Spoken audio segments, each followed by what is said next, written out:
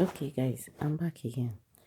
I just published my first video, even though you can't see my face because it's dark and I don't even have the equipment to do all of that. Now, this is just random. I'm just awake and I decided to do this video. So, here I added my location. My location is Kafanchan, which is Zango Kataf in Kaduna State. I'm actually from Plateau. My husband is from Kaduna and I work in Kafanchan while he works in Abuja. Okay, just a little background info. Now, when I put Kafanchan as my location, then I realized I wanted to just talk about the recent happenings because truthfully, my mind has been really, really heavy. I've had a lot of upsets, sadness, like the whole situation in Nigeria is so depressing. It's so saddening. Like it gets me all up in my feelings, truthfully. I have three young kids. I'm here basically alone with them. And we have these killings, this unrest, these attacks. It's just so painful. Now, the driver in my office, in his village, over 150 houses were razed down. His own house, his family house was burnt. I don't know. I don't know. I've had cause to talk to talk with Nokli and my husband and just some people. And I'm like, why? I went to do my nails day before yesterday. That's been Saturday. And I was just talking to the lady. I'm like, look at you and I. You're just earning your keep. And I'm here. I just want to beautify my fingers. That is all. But we have people who just, the way you and I, talking to the lady, the nail tech, I'm like, between you and I, we just want to do normal things that humans do. But somebody else just wants to plot and kill us. I don't understand. I don't understand, honestly. It's hard to wrap your head, your thoughts, your feelings, your life around the fact that while you go about your daily activities, just trying to be somebody else's daily activities, just trying to kill you. It doesn't make sense. Like, absolutely no sense. I have three kids.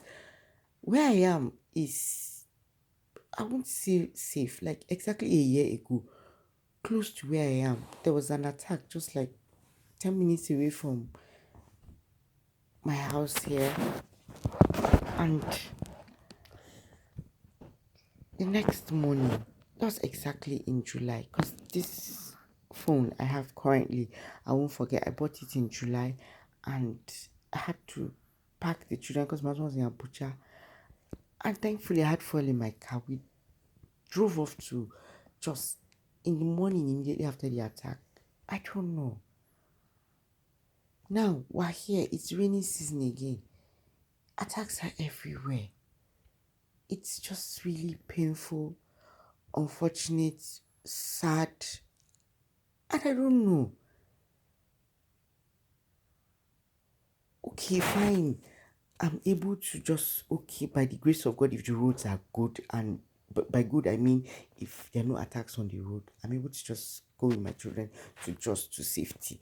But God forbid if we're trying to run and we run into the attackers. I don't know. It's really weird. It's a really weird way to live. You and the other people, your thinking is so different.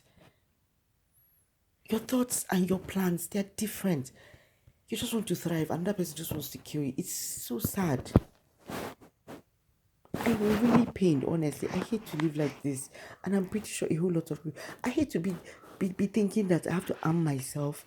I just want to earn a living. I just want to live and die when I'm supposed to die. I know when somebody thinks because of, I don't know, one reason or the other, maybe they just feel they want to take over my land, or my ancestral land, or my husband's ancestral land in this case, then I have to be always at alert. If I should be at alert, I should be checking the alerts in my bank balance, not for my life. It's not fair. It's really painful. It's not fair.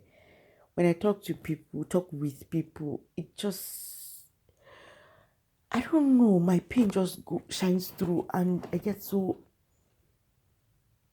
I, I don't know. I hate to live like this. I really hate to live like this.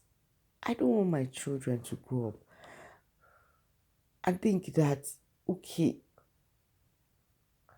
they have to hate somebody because that person has been killing them and they have other relatives. So I try my best to neutralize the conversation around my children. But one way or the other, they've gotten the hint. And there was a day they were passing the farm in my area because there's a whole lot of farms, corn season and all of that. And they were like, are the Fulanis in the corns hiding? I told them no, but they were like, but they've heard me and Nokli talk about them, how they come through the farms and attack people, that they're bad people. These are children that go to school and they have Fulanis in their class. Like Muslim people, I don't know if the lady, she has a friend Aisha, and I think she's Muslim, so I don't know. And usually when we're referring to this, people go Hausa Fulani, Hausa Fulani, Hausa Fulani. And I don't want them to go and say, I won't say politically incorrect, but say triggering stuff to people based off of what they've heard me say, like express my pain, not to influence their thoughts or anything, but I don't know. I'm trying my best to clean up my conversation and pain around them so that they will maintain their innocence. But I don't know, it's getting really hard. It's getting really hard. Throughout last week and up, there were attacks. People were being killed left, right, and center. Old people, young people, farms were being razed down. The whole thing is so disheartening, honestly. It's so painful. I just published my first dark night video where you can't even see me. You can just hear my voice and my son breathing. And I dropped my location as Kafanchan. So I decided to, I don't just talk about what's happening in case you may have heard about what's happening and you're wondering why I'm just making updates without actually saying anything about what's going on. I don't want to say we should pray. Because if I say we should pray, it's an insult on the prayer that we've been praying. I think, I don't know, I stand to be corrected, but I don't know. I don't know. I really don't know. Oh, I want to go back to sleep because we have a road trip tomorrow. So, good night. Good morning.